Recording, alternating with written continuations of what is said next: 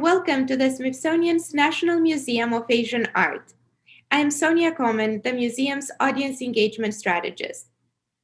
I am delighted to show you one of my all-time favorite objects in our collections, this exquisite pair of Japanese folding screens, with their playful yet sophisticated layering of cultural references.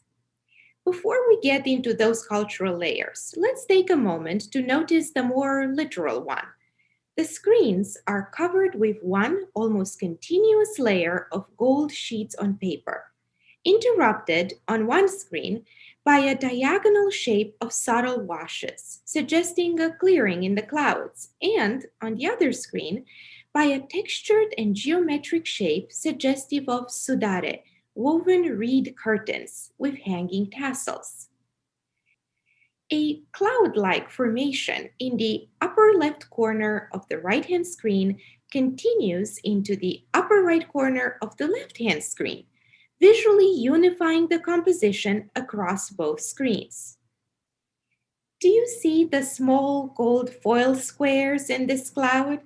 They echo the screen's larger and orthogonally arranged gold sheets, as well as the array of poem cards or shikishi, almost square sheets of decorated paper inscribed with poetic calligraphy, scattered across the two screens. Another visual layer is that of the embossed and painted flowers and grasses of the four seasons. They appear to sit in front of the gold leaf, but behind some of the floating poem cards, which leads to a playful sense of stacking and of shallow depth. Take a closer look at the detail of these fine lines over the peonies in the lower right corner of the left-hand screen. The fine lines suggest, with extraordinary yet understated skill, that the flowers are showing through the reed curtain.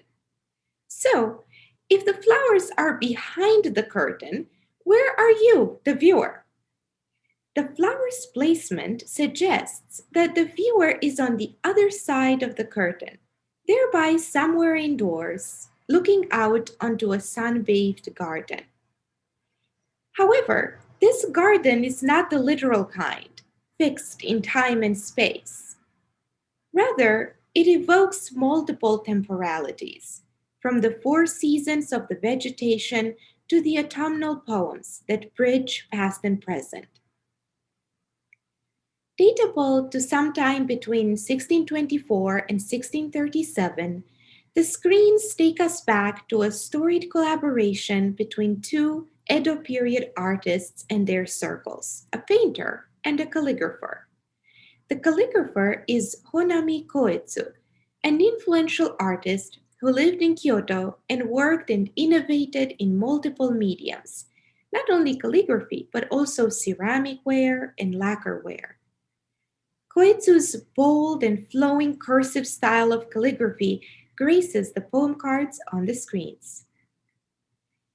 The inscribed poems are drawn from the Shinkokin Wakashu, or the New Anthology of Poems Past and Present, a compendium of ancient and contemporaneous waka poems from the early 13th century.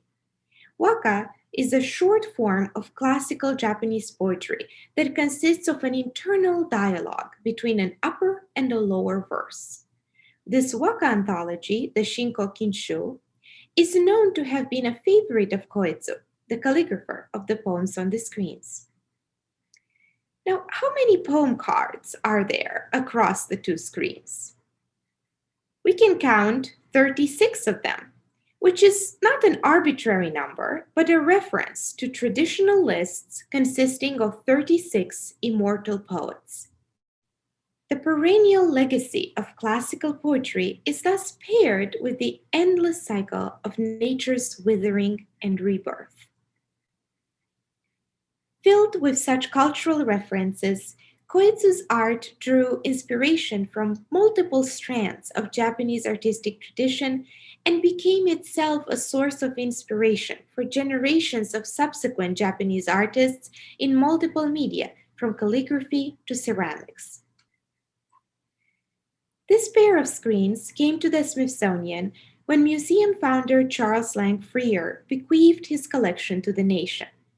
He acquired the screens in 1902 from an influential dealer of the time, Salem-based Matsuki Bunkyo. Freer played a significant role in introducing koetsu to art lovers outside of Japan. I hope you too enjoyed spending this brief time with these beautifully complex screens. With their playful layering of visual and intellectual elements, the screens invite you to ask questions. What is real and what is depicted? What is hidden and what is revealed? And where are you, the viewer, in relation to the painting? Experiencing the art on your computer screen adds yet another layer to this stimulating mix. Thank you for watching. We look forward to welcoming you back soon.